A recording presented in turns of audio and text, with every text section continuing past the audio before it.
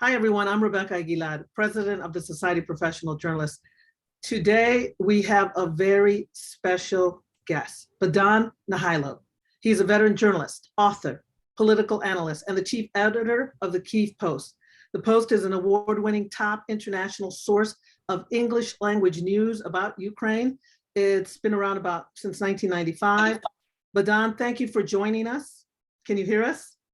Yes, I can. It's a pleasure. Thank you. First of all, we want to know, how are you doing? Where are you now? Are you in a safe place?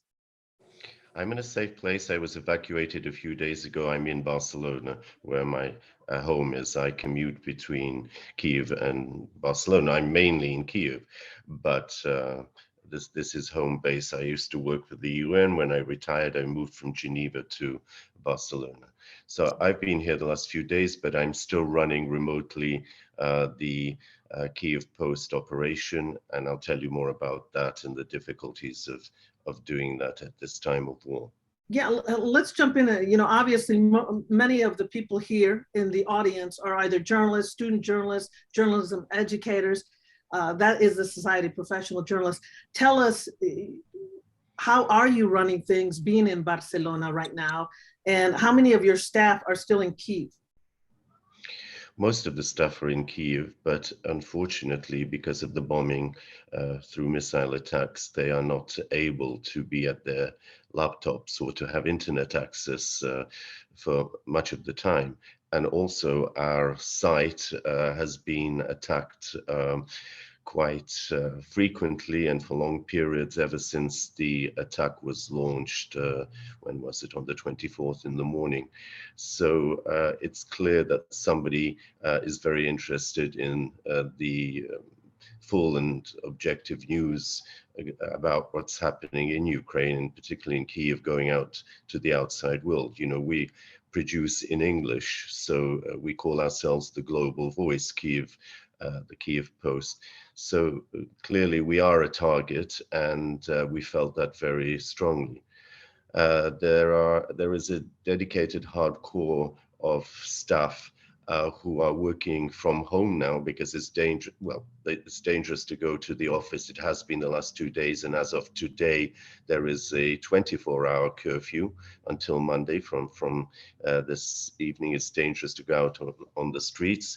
And therefore, we're totally dependent on power supply, electricity, internet signals being strong, and people not being stuck in basements and metros because of bombing. Mm-hmm. One of the things I noticed is, and I wanted to tell everybody, follow Kyiv Post on Twitter. You're putting out a lot of photos. I guess you're really trying to, you said your website has somebody tried to hack it, try to take it over? Is that what you're telling me? That's the point. Yes, it's been under attack from the very beginning. I'm not a professional expert on cyber attacks, but it was DOS or something they call it. Yes, when you get tens of thousands, hundreds of thousands of phone calls all at one time, which knock your system out because it's not capable of dealing with it. So that's what we encountered from the very first morning. Then it's come back on intermittently, and we also rely on social media to amplify what we're saying, on the main site. So we've tried to increase the amount of stuff that we're putting on Twitter, Facebook, LinkedIn, etc., to keep people informed. Well, I'm seeing this, and I don't know if people can look on the Twitter handle right now, photos of this kindergarten, destroyed by the Russians, a lot of photos. Those are photos from your own staff, or are you really also counting on, basically, in a sense, citizen journalists that are trying to help you seek the truth? At this stage, it's citizen journalists. Look, let's get one thing clear. It's very difficult now to report from the field, especially for local journalists. I was thinking about this before I came on air. We have the professional journalists from abroad that come in from CNN or wherever, Agence France Presse, and they're usually in good, safe conditions. You know, they're in the best hotels. They go out, they venture out, they do their interview against a dramatic background or whatever it is in a helmet, and then go back to their safe place, in a comfortable place. Whereas the people working for us and for similar sorts of outlets, you know, they're living there, they've got families, they're experiencing the missiles, and they are having to hide in shelters, not just during the night, but during the day too. And therefore they're not at liberty to travel in, you know, safe convoys, shall we say, escorted, to the extent that the more privileged professional journalists from abroad are. Today I was giving an interview, for example, this morning. Well, I've given several interviews today, including for the Turkish main international channel, for an Indian one and others. And while I'm talking, they're showing their journalists, and, you know, in their helmets and bulletproof vests, whatever, venturing out and saying, yes, it's really bad, and oh, we can hear the sirens. But, you know, these people then go inside, and they're not stuck in a shelter for the next 2 or 3 hours. Yeah. So it is difficult, and we're having to rely on a very good network, an improvised network of people sharing this stuff. Obviously, we know more or less which channels we can trust. We don't just take it out of the air, because we know that there's a big danger of disinformation, of fake news from both sides, but particularly from the Russian side. And so we're very careful about what sources we use. We try to corroborate and see on the sites who is offering this information. Is it being corroborated by others in that area, etc. So, you know, it's a question of being professional about it, checking sources, and at the same time not just going for the first thing that appears. Because that's another way. I mean, again, and I think we all appreciate how you're double checking, even if you get a photo and someone says this is a kindergarten class or whatever, you're double checking, because again, possibly the other side, the Russians, could say, oh, look, you see, they even put out this photo and it wasn't true. So I think we can all appreciate that. I also think that this audience appreciates that we understand you're in the trenches. Yeah, they're the people that pop in, report it, and they get to go to their hotels or wherever, you know, but and I'm sure those people are in danger too, but your people, the people there in Ukraine, you're living it. I mean, I'm sure some of your journalists there haven't slept, haven't eaten. They're probably concerned about their own families. Have any of them said, you know what, Bohdan, I got to leave. They have left. Several of them have left either to Western Ukraine or to villages. And that complicates matters, because in the villages, the electricity, but particularly internet connection, is even weaker. You know, it's not just a question of reporting and getting the news out and getting stuff off the wires. We're relying a lot on the wire services of, for example, we have a contract with Agence France Presse. You know, they're very good, AFP. So for the analytical stuff and the overviews, you know, of international affairs, what's happening, sanctions, what Biden's saying, what the others, we're having to rely on that, as opposed to having our own people do the analysis and consolidate and put it all together as we usually did, which is not a problem, because, you know, this information tends to be generally very reliable, you know, so that's fine. But getting the news locally, I mean, what's happening at the other end of the street, at the other end of the barricades? Have people been killed? Where did that missile just hit? We've just heard an explosion. You know, was anybody killed? What was the damage, etc.? That's what's difficult to do now. As I reiterate, there is an order now from the authorities that you should not be out on the streets, regardless of whether you're press or not, because not only is it dangerous, but they also say that there are a lot of saboteurs and people dressing up in Ukrainian officials' uniforms or soldiers' uniforms, but actually who are scouting or placing signals or bombs or whatever it is. So they want to identify these people.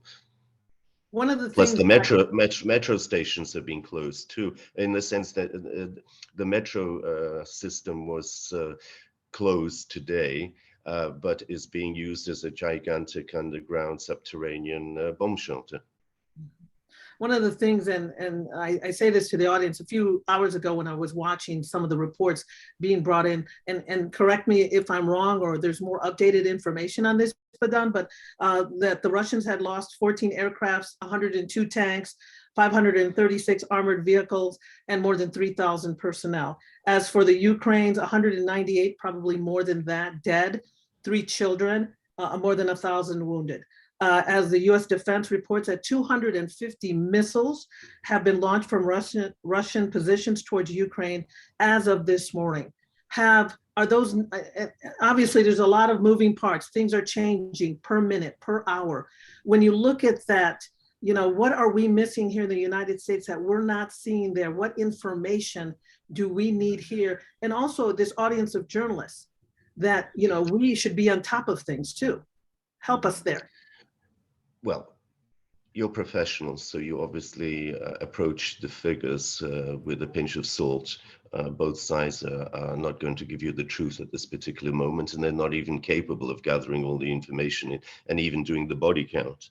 So let's say those figures give an estimate. The Ukrainians are putting on a brave face, and of course they want their population to be confident that their soldiers are fighting heroically and ferociously, and that casualties on the other side are very large.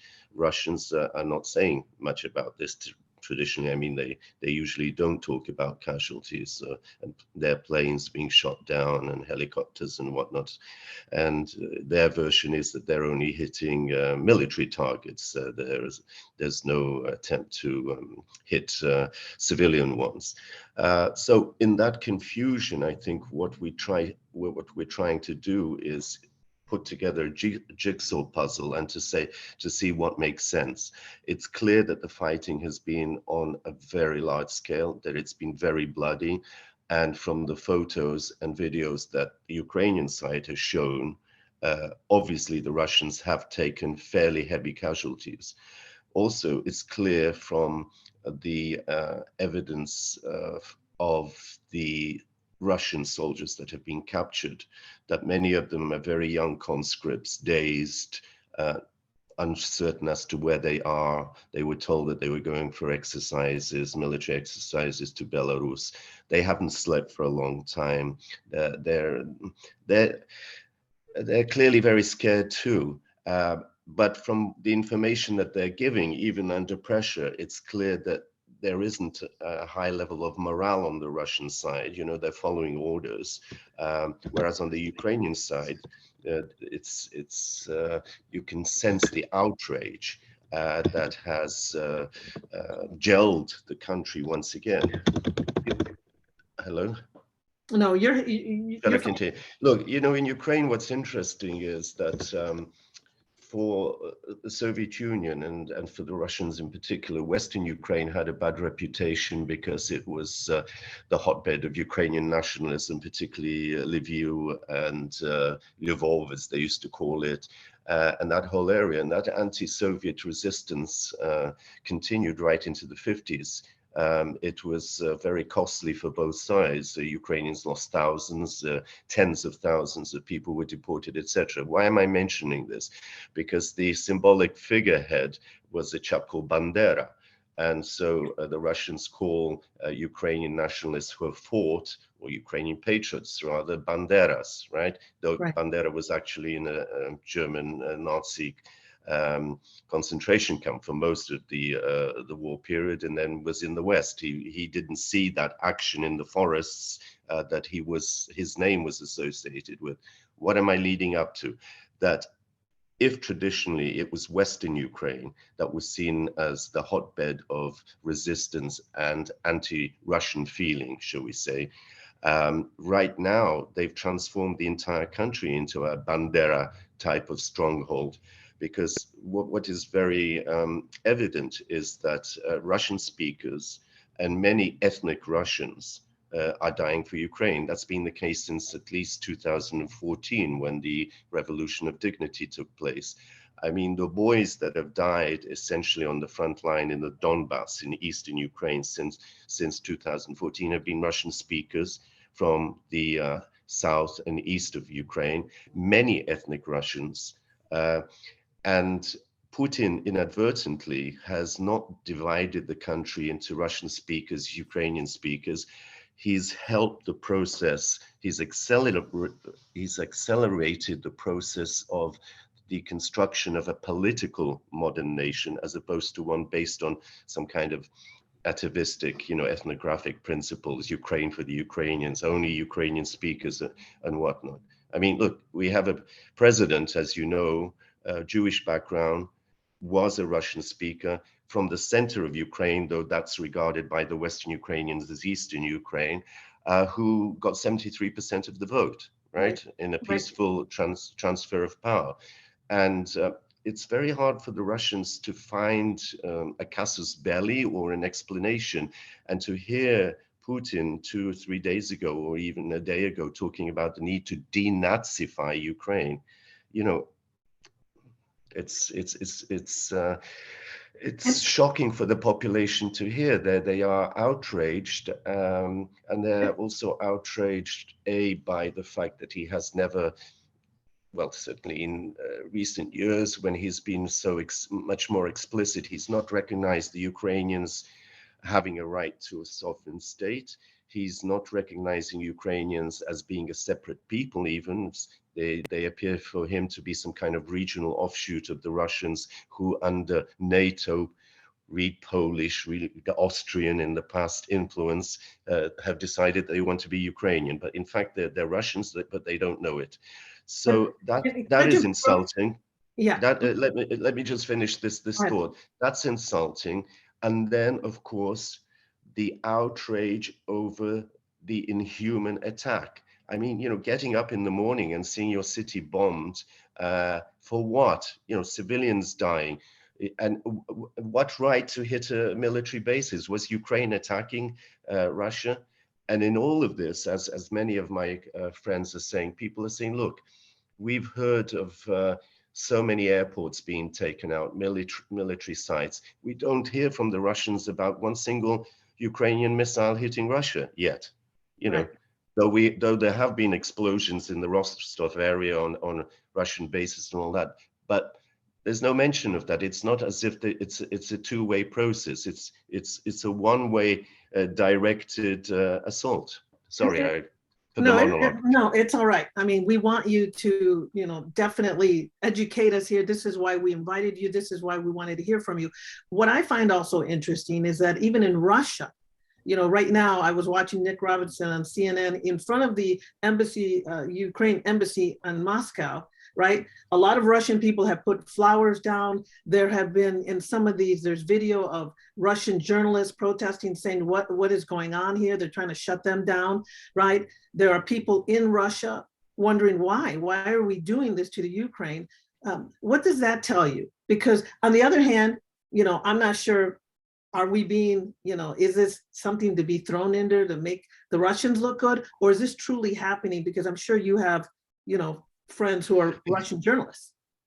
Look, Rebecca, this afternoon I stepped out for about 2 hours, and here in the middle of Barcelona on the University Square, there was one demonstration organized by the Russians, and in the Plaza Catalunya there was another organized by the Ukrainians. I spoke at the Russian one. I was impressed to see several hundred young Russian people who were our opponents of Putin, who were saying to me, I had Ukrainian colors. They were saying, we're ashamed, forgive us. It was very touching. And in my speech, I said, look, what's going on is not about a military victory. It's about a psychological victory. It's about changing mindsets. It's about working together in the name of good neighborliness, civilizational standards, not hating one another. And their speaker said, look, it's not Russia. It's not your average Russian, because the average Russian gets what official propaganda tells him. And they're told that the Ukrainians are committing a genocide in the Donbass. even though they don't know, for example, that 1.6 million people have been displaced from there. So the area has been ethnically cleansed, in other words, in our parlance, right? And then almost 1 million Russian passports distributed to those who remained. These little nuances are missing, but what is very inspiring is that there is a growing sentiment expressed by those who can, artists, musicians, etc., even some sports figures who are openly against this war. And I'm sure that if conditions were freer, more democratic, then you would have quite a large movement opposing this war. And as the body bags will be going back, there was a movement, a mothers' movement in 2014-15, the mothers of soldiers that were killed, which was effectively suppressed fairly quickly. I'm sure that that will also start up again. So the question is, who is behind this, and what does Putin represent? The Russians I was talking to today and those who are demonstrating and have been arrested all over Russia, they're saying he doesn't represent us. He represents his clique with his motives, selfish motives, and power, greatness, territory, imperialism, whatever it is. But that doesn't necessarily mean that we are behind it, and that in the longer term it's good for us. Though quite a few Russians are saying that in the longer term, this might be a little bit like the Crimean War, which led eventually to the collapse of Tsarism. That this might be the beginning of the end. Even if there is a Pyrrhic victory right now, and they seize, for example, the governmental quarter of Kyiv, so what? And install a puppet figure for a while.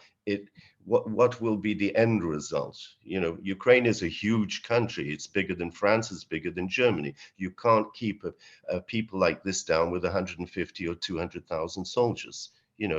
It's not going to work. And I think where the miscalculation has come, and it's very evident that he doesn't have a fifth column that has emerged immediately, welcomed the Russians with bread and salt, and said, "Wow, our liberators have come. This is what we've been waiting for." And this puts him, in a corner, in a bind. How do you step back from this? Right. I wanted to share with you that here in the United States, and I'm sure many of the people here joining us right now are from all over the country. Even in the United States, I live in Dallas, Texas, which is a southern state, right, of the United States. And there were a group of supporters of helping, caring about the people of Ukraine, what's going on.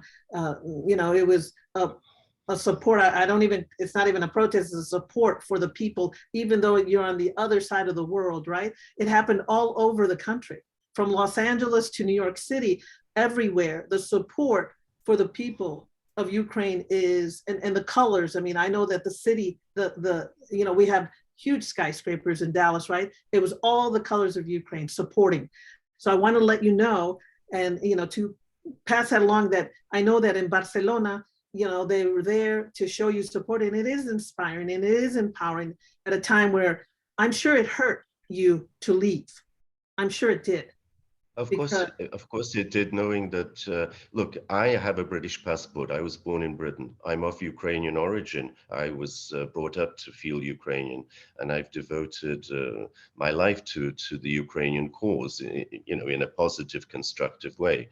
I spent also 20 years working for the UN before coming back to Ukraine as a journalist. I was with the High Commissioner for Refugees, and I served as the senior policy advisor on the CIS countries. I was representative in Belarus for 3 years, Azerbaijan, and Angola for 4 years. So, I've been around, and also in the hot spots of Russia. I was there before the war started in Chechnya. I was in the first UN mission to Russia when Yeltsin was still around in 2004, when the Ingush and the North Ossetians had a clash even before the war in Chechnya started. And then in Dagestan, South Ossetia, Abkhazia, etc., etc. So I cannot be accused of somehow being anti-Russian or not being a humanitarian at heart and a Democrat. And I worked for Amnesty International also for 4 years in my earlier years in defense of Soviet political prisoners. I ran the Soviet desk at that time. So I think it's very important in this situation, again, that this conflict doesn't turn into deepened hatred of one another. I think we have to grasp what is really at stake, that this is not just about Ukraine. It's not just about Ukraine and Belarus, and if you want the reconfiguration of Eastern Europe, the unfinished business since 1918. These countries didn't have the chance that others did, like the Baltic states and eventually Poland, to define their orientation, where they wanted to be, both culturally, civilizationally, and in terms of security. We was left there. After we emerged from this nightmare in 1991, it seemed under Yeltsin that all would be well. As I mentioned in my speech before the Russian community here today, the democratic community, I said, you know, those were fine days. The Cold War was over, and Yeltsin was projecting an image of a united Europe from Dublin to Vladivostok. What happened to that? Who hijacked that idea and turned it into, you know, empire restoration and anti-NATO and anti-West, etc. For what purpose? For what self-serving purpose? Certainly not for some sort of international cause, certainly not for strengthening European unity and mutual understanding. So we've got this reconfiguration going on, and then it's a challenge to the security architecture, obviously. The implicit thrust from well, explicit even from Putin is, let's go back to the Yalta mentalities, zones, spheres of influence. This part of Europe is mine, back off, you can do what you want out there, etc., etc. But we're not living it either in the 19th century imperialism and, you know, might is right, an empire is good. And we're not living in post-World War II period of the Cold War, division of Europe, Warsaw Pact, NATO, etc., etc. And then also, I think it's on a deeper level, it's a challenge to the international system generally and to the notion of values. The UN, for example, is there an international order that we should be supporting based on the rule of law, international rule of law, and one rule for all? Does the Declaration of Human Rights mean anything to us, or any of the other conventions, or are they just sort of fig leaves and excuses, pretexts? So this is a really important defining moment. You know, either we take this threat very seriously as not just one aimed at Ukraine, which is on the front line, but a challenge to everything that we've tried to do for decades, you know, if not centuries. And I think another thing that will, you know, different from World War II, back in the past when any dictator could go in any country and go, look, we're here, we're going to take over. I think in a sense, the social media out there, right, is going to help communicate where you would shut down people. You know, I was hearing this morning that Russia is making sure that people in Russia can't get on Twitter or the equivalent of Facebook there because they don't want that outside information, right? Because if you know that, hey, wait a minute, you know, the Ukrainians aren't doing anything, you're making all this up. So I think there's that part, right, where you have social media that will penetrate, you know, the lies and the propaganda that is being, or at least are trying to attempt to feed to the Russian people in order to create this hate. But let me go back to something that I think is very important to our audience here is, you know, when you look at it here in the United States, I guess as a journalist, you know, and I've been a journalist for 40 years, how can we help you? How can we help our brothers and sisters in Ukraine who are journalists? What can we do? Because, you know, yeah, you're right. We're over here. We're safe for now. You know, we haven't dealt with bombings and that kind of thing and having to run and having to hide. It's a whole different thing here, right? But you tell us, How can we help? I think fair, objective reporting and challenging fake news, not accepting things at face value. I was speaking, as I told you today earlier, on one of the main India channels, Time. They would have me say something and they would show buildings destroyed, say in Kyiv this morning, or kindergartens. And then they would immediately say, but Russia has denied this, and Russia says that it is only doing this, that, or the other. So an Indian viewer would say, yeah, the truth is somewhere in between, probably they're lying, they're both the same, etc. And it's this moral equivalency issue that is, so important to somehow get through, to explain that there is a right and there is a wrong. Not because we politically support one state over another state, but in terms of the facts, in terms of values, and in terms of the damage, who's suffering, who gains and who loses. So I think you do a great job in the States and in most Western countries, because there is a professional approach to journalism. There's this notion of journalism, the journalists working not just for their boss or their newspaper, but for the public good, according to standards, right? Whereas in Eastern Europe, unfortunately, even in Ukraine, the post-Soviet, shall we say, emergence of a free press has not been as complete in any way and as qualitatively satisfactory as one would have hoped. Now, I used to be the director of Radio Liberty's Ukrainian service in 1989-91, so I was broadcasting and helping to bring that system down, but I was also helping to create independent press, because my correspondents were the first independent journalists as the Soviet Union was collapsing, to be reporting by telephone to us, to Munich, to retranslate back into the Soviet Union as it still was until the end of 91. I was in Soviet Ukraine for the first time in June 90, after which I said on CNN, and you can see that on YouTube, Bohdan Nahaylo, I predicted the end of the Soviet Union already a year and a half before, because I had seen that the preservation of empire and democratization were incongruous, were incompatible, and the process had gone too far. Glasnost had released the genie out of the bottle, and there was no stopping the process anymore.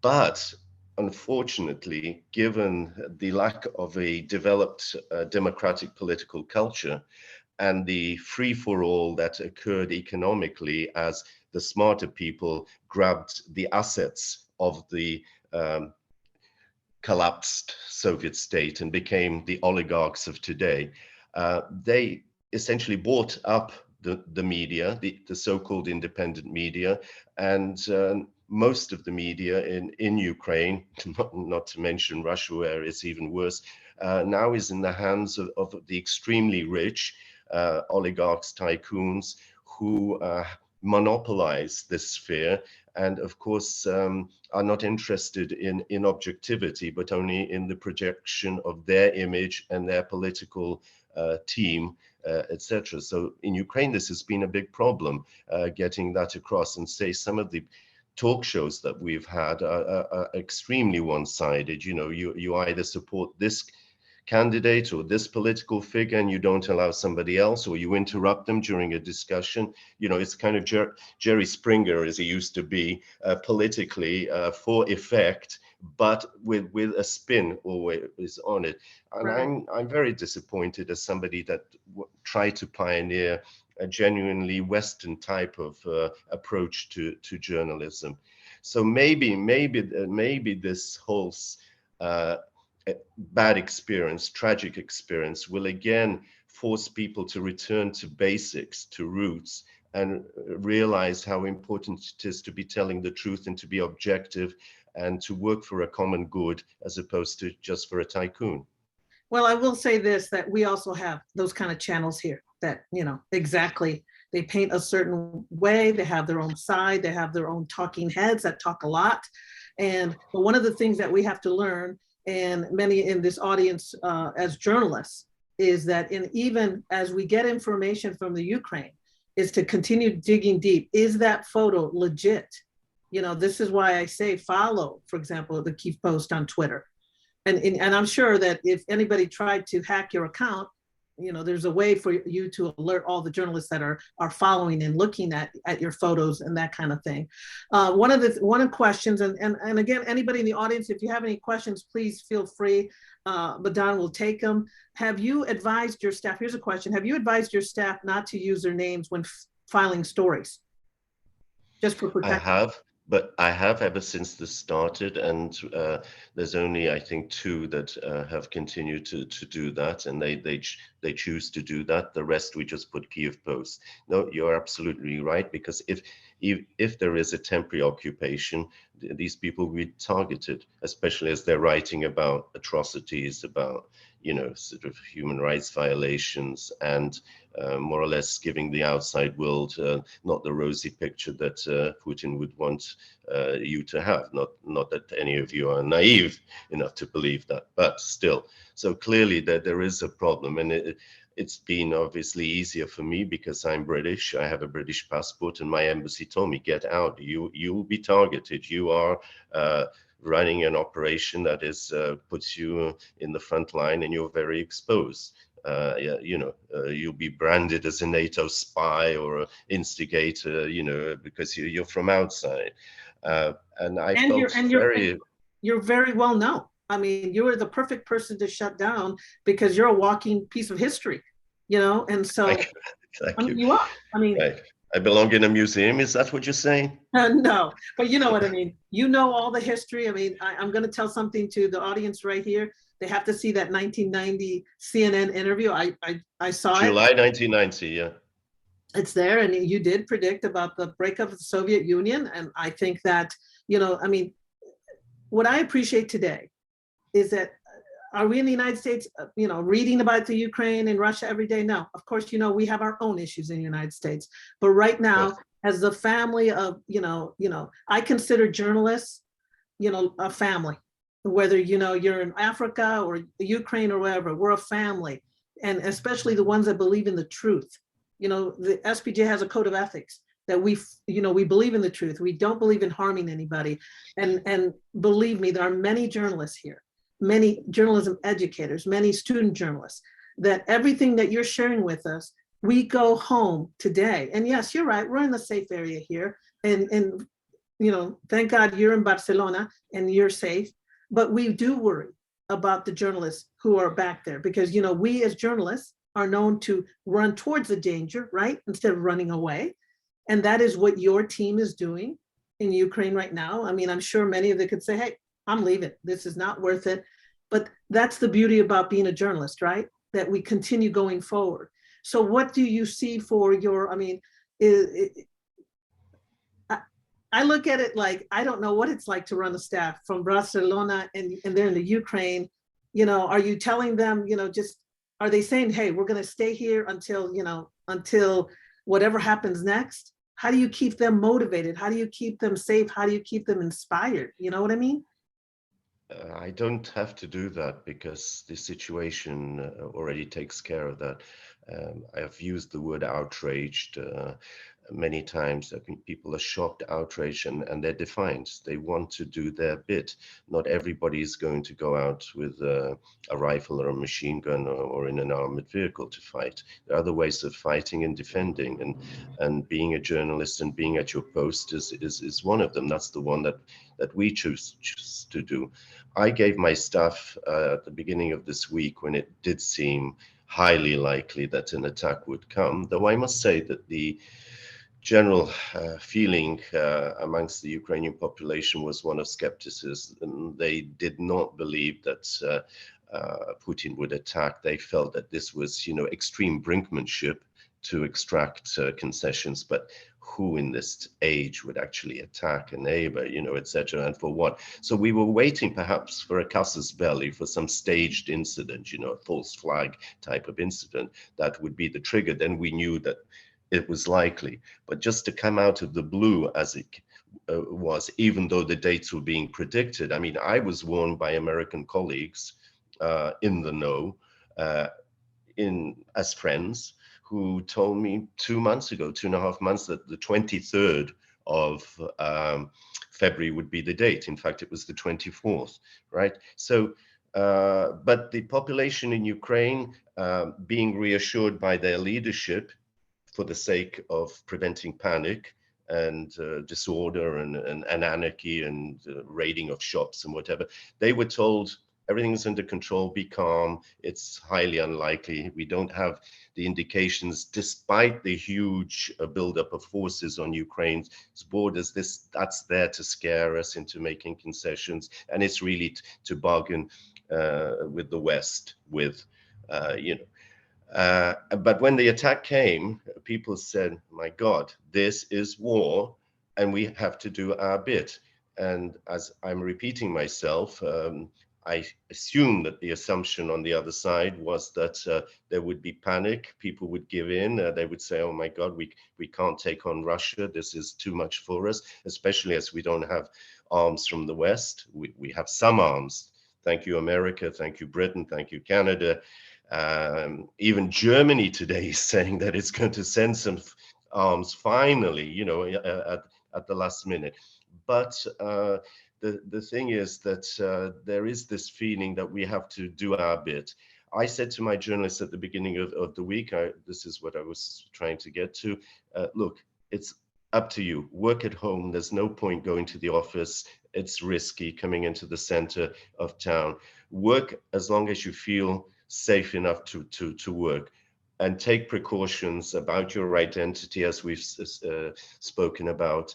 And always, if you're moving to a safe place, make sure that there's electricity and, if possible, that there's an internet connection. We then, many of us believe, journalists, that, and not only journalists, that once the Russians had struck, that they would go for military targets, but they would try immediately to put out, say, electricity and to cut out the internet providers service. I'm still confused as to why all this is functioning, because whether they need it for their own purposes to advance or what, because even today as we speak, quite a few channels, news media, have had problems with the same sorts of attacks as we face. But some of the main ones, the independent ones, are still broadcasting the official information, but their own reporting, that's still going on. So this is a kind of paradoxical situation where you don't have a total clampdown on the flow of information, and where you're trying to steer among, what is likely to be true, what is true, and what is false news. Mm-hmm. I have another question for you right here. Many Americans are boycotting Russian products, Russian vodka, but it doesn't feel like much, according to this person who's asking this question. What else can everyday Americans do for Ukraine? I think everyday Americans are already showing and have been showing their support and their understanding. And we know these have been difficult years for you internally, politically, the pandemic especially, and all of that. So nobody has claims to make of America. I think the political support has been strong. It could have been stronger earlier on. Once the Biden administration had taken hold, we felt it was a bit slow in actually crystallizing. And I think the biggest gripe that the Ukrainians have, which is aimed not so much at Washington, but at Germany and at France, is that we weren't given the weapons that we wanted, not to attack Russia, but to defend ourselves. We're very weak in the air. We're very weak in terms of defending ourselves from the missiles. Fortunately, we've started receiving Javelin systems, Stingers, that's all played a big role. Even that limited amount, they've made a major contribution in these last 2 days, right? And now more stuff will be coming, we hope, if the borders are not blocked. So the biggest gripe was that, thank you very much for the moral, political, and very strong financial support, but it's really weapons. We don't expect NATO soldiers and Americans to be on our soil fighting our battles for us. We will do that ourselves. Just give us the means with which we can fight. And we're grateful to the Americans for understanding that and for sending, like the Brits, for example, and some others, Canadians, people to train our forces, to bring them up to NATO standards. That's all been very important, and it is appreciated, and it is making a difference today, even as we speak. So what can the average American do?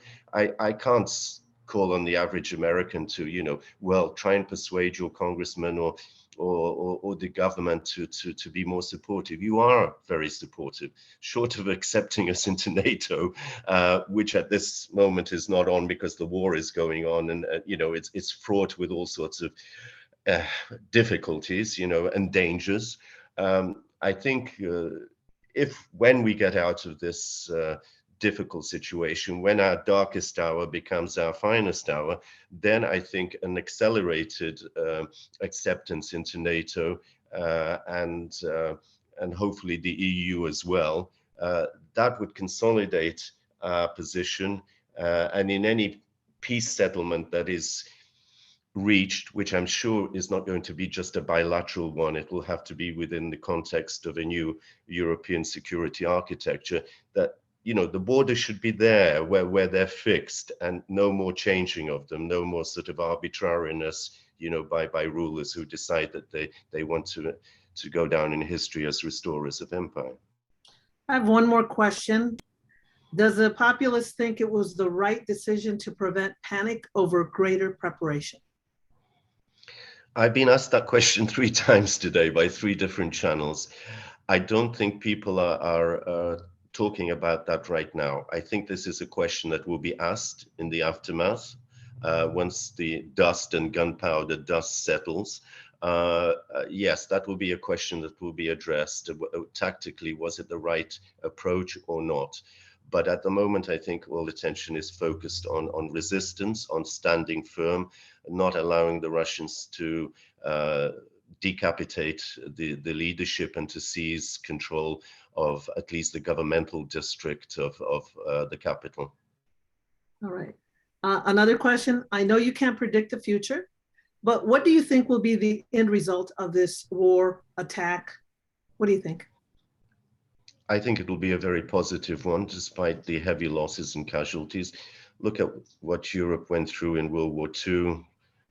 America was involved and ended up propping up the rest of Europe, and not only with nuclear weapons and the nuclear umbrella, but with the Marshall Plan and etc.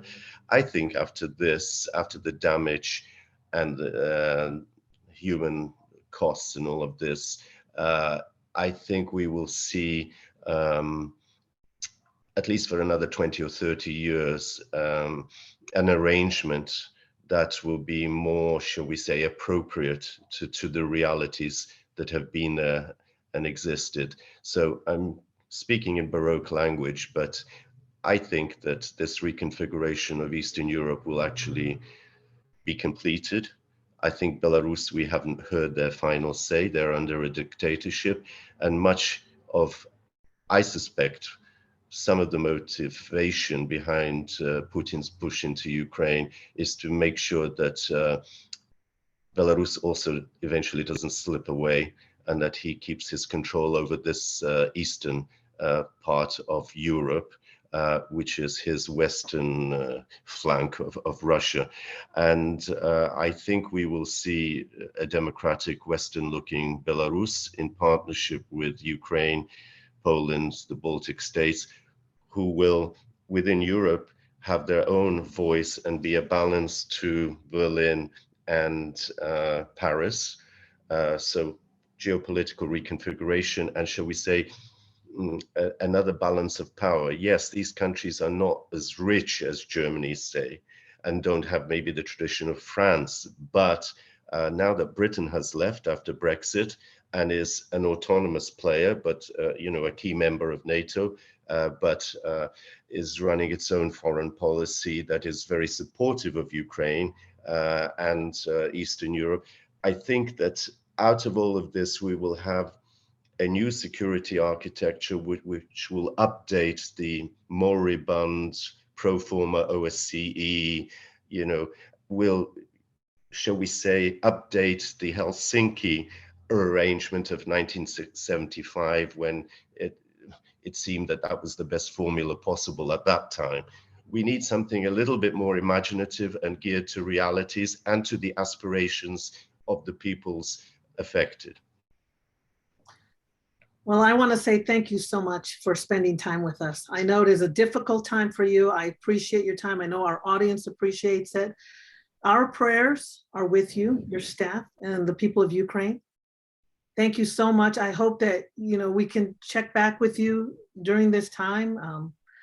Any last words for the people who are here listening to you? Yes, my fellow colleagues, Rebecca and everybody watching, look, we do appreciate everything that you're doing for us, but in the name of democracy and fair play in your own country, keeping the standards of genuine democracy going, because let's face it, in this world, even though we're in the 21st century, those oases of democracy and of genuine journalism are not that many, or perhaps that they're not as broad as they should be. So we learn from you. We hope we can inspire you with what we're doing right now. This is our moment, but we need your support and understanding also to help us stand firm and to deliver on it.